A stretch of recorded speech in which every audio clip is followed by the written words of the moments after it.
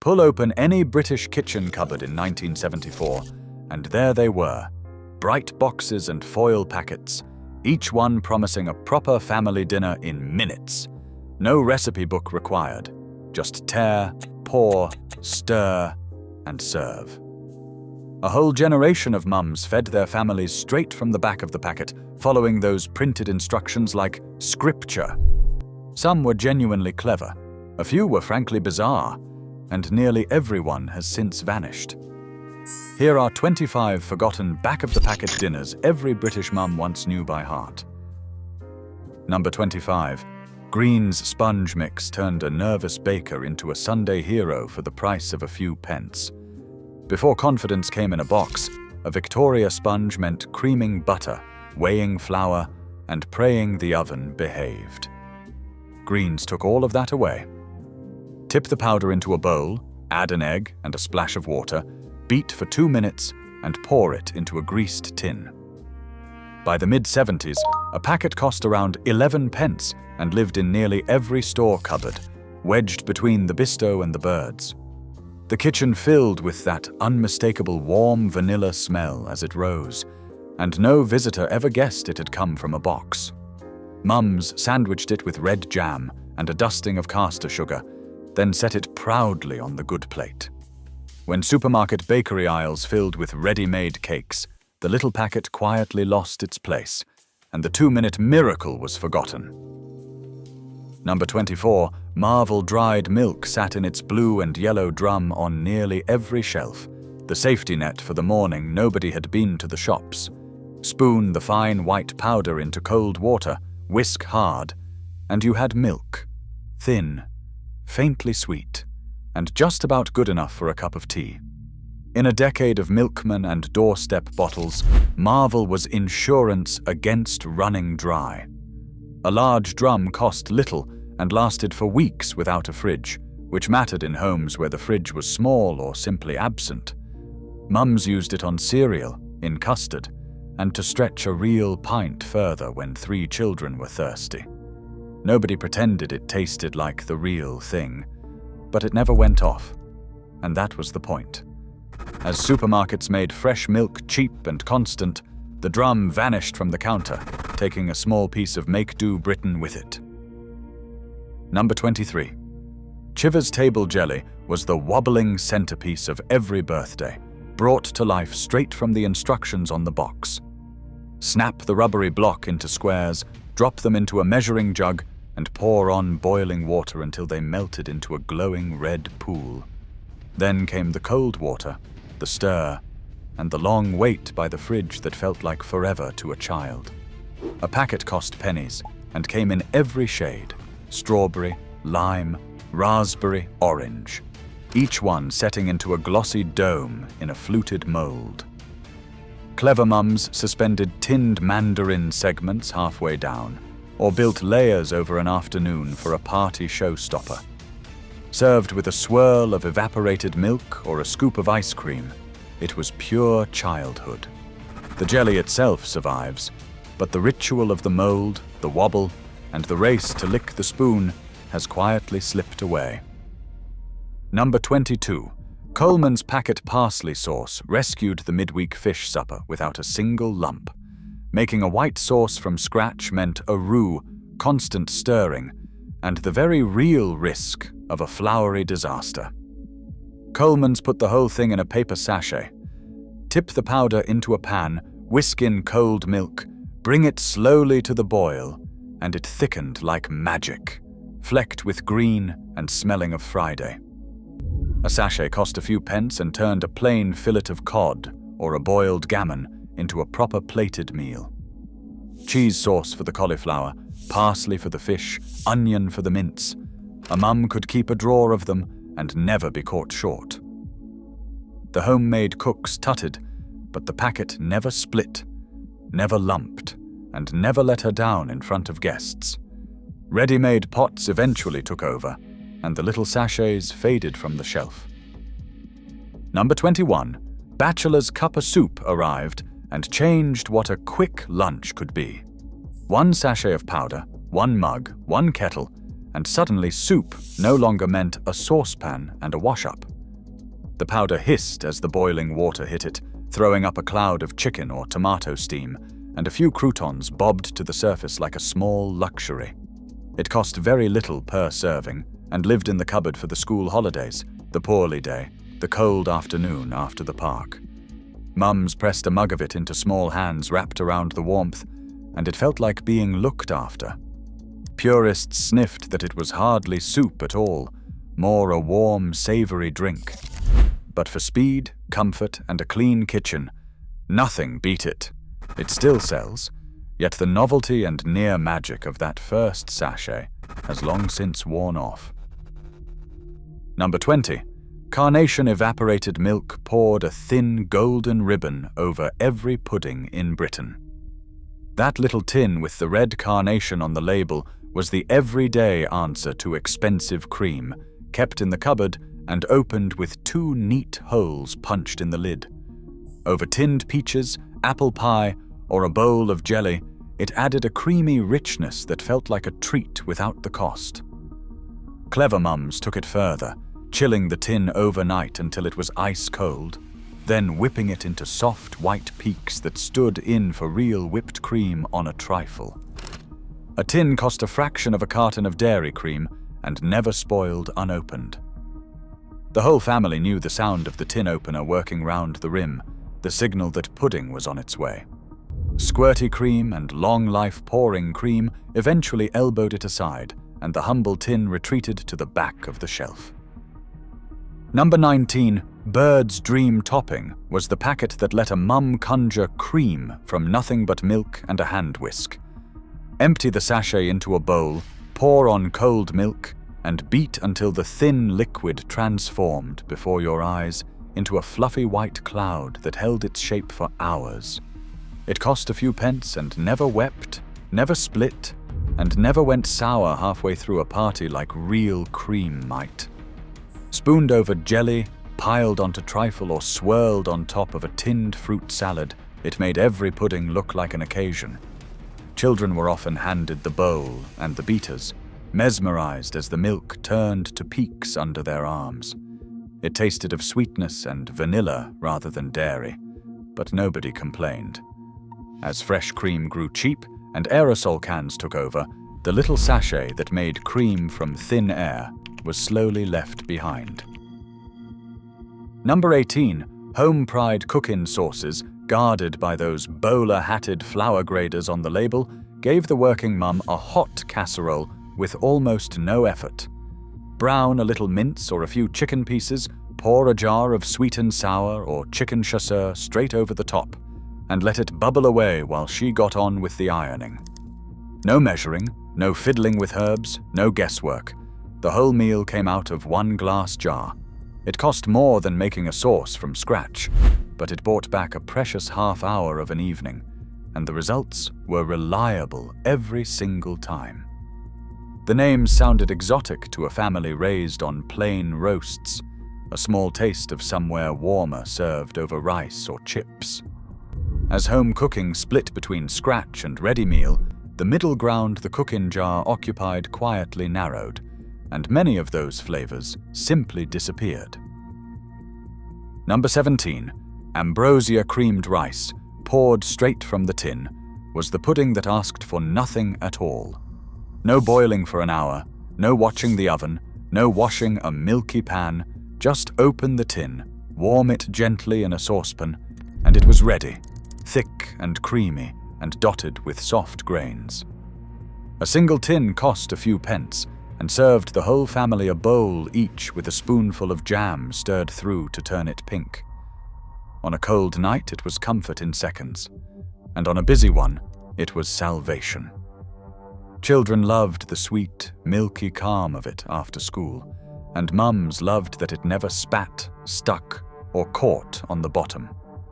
Homemade rice pudding still had its champions with their prized brown skin, but the tin won on speed. As pudding itself fell out of the daily habit, the creamed rice tin slipped to the back of the cupboard. Number 16. Batchelors packet soups turned a paper sachet and a saucepan into a proper starter. Minestrone, oxtail, thick vegetable. The dried powder went into a pan of water, came slowly to the boil with a good stir to chase out the lumps, and thickened into something that smelled convincingly of a long afternoon's cooking. A packet cost a few pence and made enough to fill 4 bowls, which made it the thrifty answer to a cold day. Clever mums used it as a base rather than a whole meal, stirring a sachet into a stew to deepen the gravy, or over a chicken in the oven to make a quick sauce. The croutons, or the little pasta shapes inside, felt like a small event. Fresh chilled soups and tinned varieties gradually pushed the sachets aside, and the trick of building a whole meal around one faded from memory. Number 15. Knorr stock cubes were the tiny foil-wrapped secret behind flavor that seemed to come from nowhere. A cube crumbled into a jug of boiling water became instant stock, the shortcut that saved simmering bones for hours that no busy mum had to spare. Beef, chicken, or vegetable, they cost next to nothing for a box and lasted for months in the cupboard, ready for gravy, soup, risotto, or a splash into the mince to give it depth. The smell as the cube dissolved was pure savory promise, the base note under half the dinners of the decade. Some cooks kept homemade stock in the freezer and looked down their noses at the cube, but most reached for the foil square without a second thought. It never went off, never took time, and never disappointed. As fresh stock pots and liquid concentrates arrived, the humble cube lost some of its shine, though it soldiers on quietly still. Number 14. Bisto gravy granules poured a warm brown river over the Sunday roast in half the time it once took.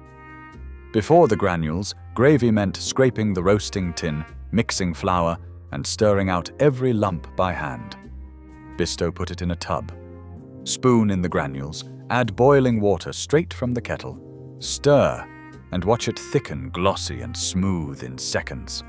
It cost little, lasted for ages, and turned even a weeknight sausage and mash into something that felt complete.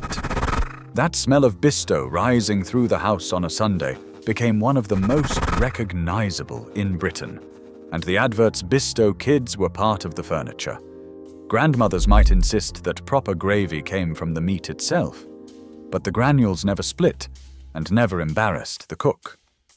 It still sits in cupboards today, though the days when a whole meal leaned on that one tub have gone. Number 13. Oxo cubes were the little red-boxed workhorse crumbled into 1,000 dinners. Half a cube in the mince, a whole one in the stew, one dissolved in hot water for a quick warming drink on a bitter afternoon. The Oxo cube did the job of an entire stock pot for a fraction of a penny. Wrapped in that shiny foil and stacked in the familiar box, they lasted for months and turned the cheapest cut of meat into something with real depth. The family adverts made the cube almost a member of the household, the quiet secret behind Mum's gravy. She would rub it between her fingers into the pan, and the whole dish suddenly tasted of more.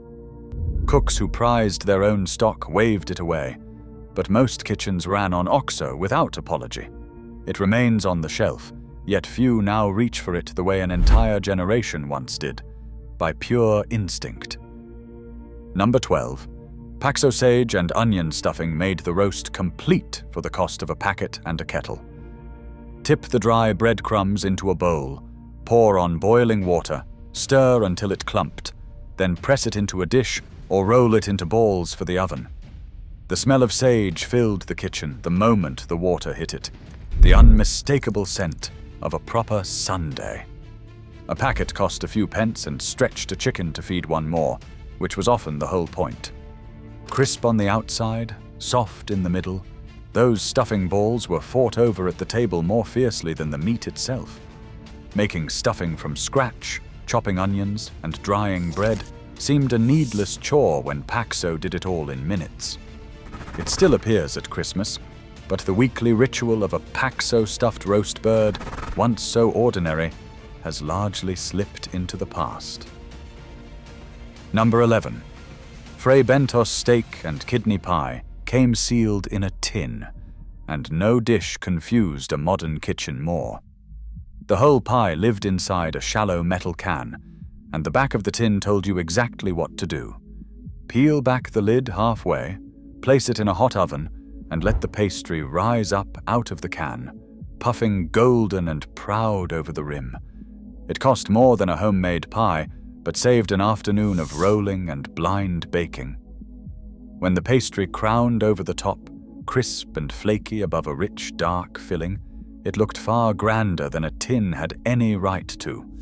Served with mash and peas, it was a hearty Friday treat that felt like a small event, the tin opener and the oven doing all the work.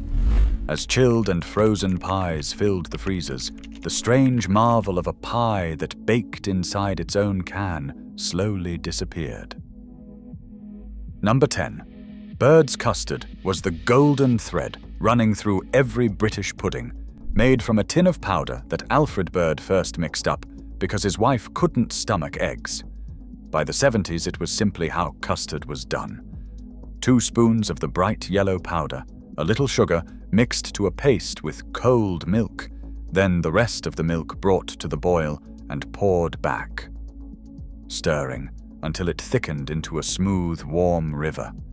A tin cost little and lasted for months in the cupboard, always ready for the crumble, the sponge, the tinned fruit.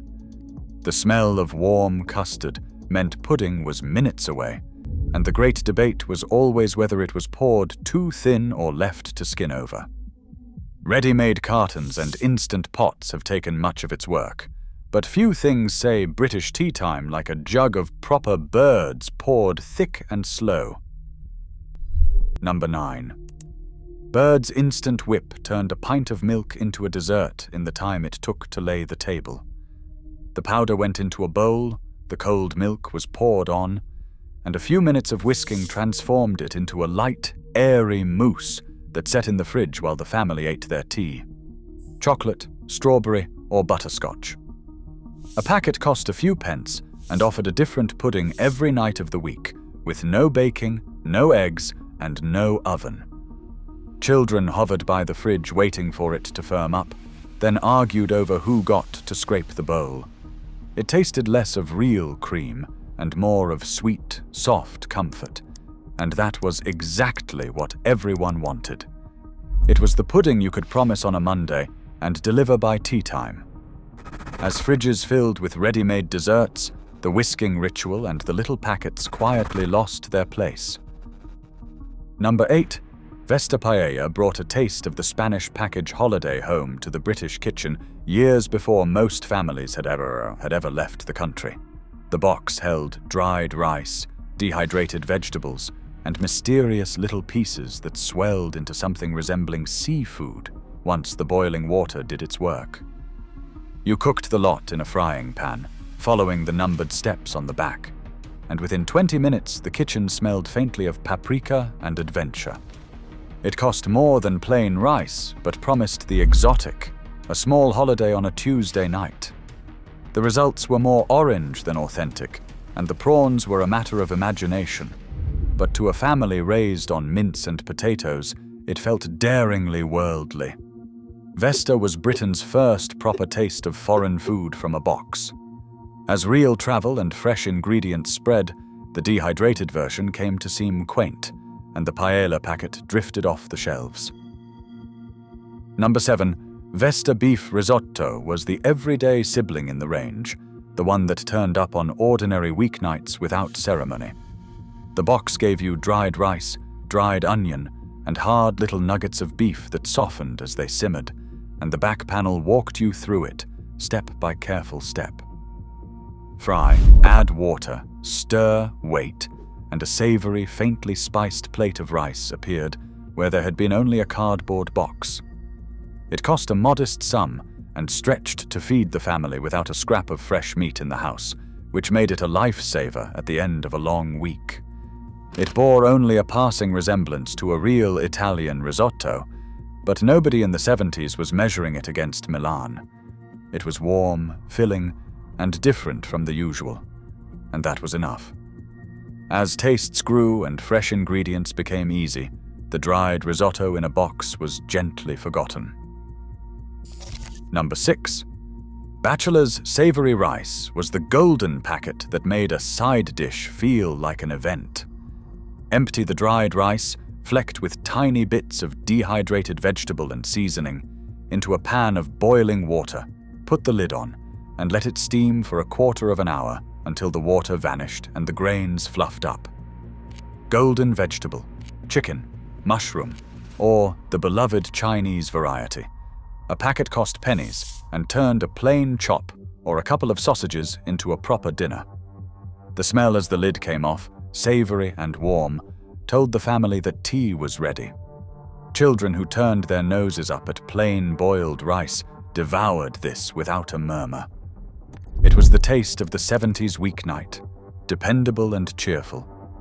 Fresh rice and endless ready meals have crowded it out of many cupboards now, but for those who grew up on it, that golden packet is pure nostalgia. Number 5. Vesta chow mein was the box that promised the Orient and delivered pure theatre. The main meal came dried, cooked up in a pan following the numbered steps. But the real magic was the little bag of hard, curled noodles tucked inside. You dropped them into hot oil and watched them explode into a crackling white nest in seconds. A moment of genuine drama in a suburban kitchen. Piled on top of the saucy noodles below, they added a crunch unlike anything else on the British table. A box cost more than an ordinary dinner, but brought a sense of occasion, a taste of the exotic long before the local takeaway existed. It looked nothing like a real Chinese meal and tasted only vaguely of it, yet families adored it. As proper takeaways spread down every high street, the boxed version couldn't compete, and the frying noodle trick became a fond, distant memory. Number 4. Cadbury's Smash was the instant mashed potato that a nation half loved and half laughed at, immortalized by those cackling metal Martians who found the idea of peeling real potatoes hilarious. Tip the dried flakes into a bowl, pour on boiling water or hot milk, whip with a fork, and there was mash, smooth, fluffy, and ready in under a minute with not a peeler, pan, or muddy potato in sight. A box cost little and lived in every cupboard for the night. There was no time, or no fresh spuds. Piped over a cottage pie or spooned beside the sausages, it did the job so completely that even doubters kept a box in reserve. Purists insisted real mash was worth the effort, and perhaps it was. But Smash brought back time no one had to spare. The Martians vanished from the telly, and with them faded the daft, brilliant novelty of potato from a packet. Number 3. Bird's Angel Delight was the crowning glory of the pudding shelf, the packet that turned cold milk into a whipped mousse of pure joy. Empty the powder into a bowl, add a pint of milk, whisk for a minute or two, and watch it thicken and bloom into a soft, airy dessert that set in the fridge in moments. Strawberry pink, chocolate brown, butterscotch gold, a packet cost a few pence and gave children something to look forward to every single day. They begged for it, licked the bowl clean, and argued over the flavors with real passion. It was sweet, light, and faintly artificial in the best possible way. The taste of a happy 70s childhood in a single spoonful. Making a real mousse with eggs and cream seemed absurd when Angel Delight did it in minutes. It still exists, but for a whole generation, it remains the definitive pudding of their youth. Number 2. Vesta beef curry was Britain's first curry, the box that introduced millions of families to spice years before an Indian restaurant appeared on their high street. Inside were dried rice, a sachet of curry powder mix, and dehydrated beef and vegetables that plumped up as they cooked, all assembled by following the numbered steps on the back. A box cost more than a plain dinner, but delivered something thrillingly foreign, mild and sweet, and just exotic enough to feel daring. The kitchen filled with an unfamiliar warm aroma, and dads who claimed they didn't like that foreign muck went back for seconds. It bore little resemblance to a real curry, heavy on sultanas and gentle on heat, but it opened a door. For countless British families, this box was the very first taste of the flavors that would one day become the nation's favorite food. As real curry houses spread everywhere, the pioneering little box was quietly left behind. And finally, in first place. Number 1. The Vesta range as a whole crowned the back of the packet era. But if one box deserves the top spot, it is the full Vesta dinner, the boxed, complete meal that changed how Britain ate at home. Here was the promise made real. An entire dinner, main and rice together, sealed in cardboard and ready in 20 minutes from nothing but a pan of boiling water. For a mum working a shift, raising a house full of children, or simply exhausted at the end of a long day, it was more than convenient. It was freedom. She could put the pan on, lay the table, see to the little ones, and serve a hot meal that tasted of somewhere far away without a single fresh ingredient in the house. It looked odd, tasted only roughly like its namesake, and food snobs mocked it endlessly. But it fed families, it saved evenings, and it gave a generation of children their very first taste of the wider world, all from the back of a packet. As fridges filled, takeaways multiplied, and fresh ingredients grew cheap, the dehydrated dinner in a box quietly disappeared. Yet for those who grew up on it, nothing captures the 70s quite like the smell of a Vesta cooking on the hob. So there they are, 25 dinners that came not from a cookbook, but from the back of a box. They were never fancy, and the food snobs turned up their noses, but they fed millions, freed up harried mums, and tasted like childhood. Which one takes you straight back? Tell me in the comments, and let me know the one your mum used to make that I've missed.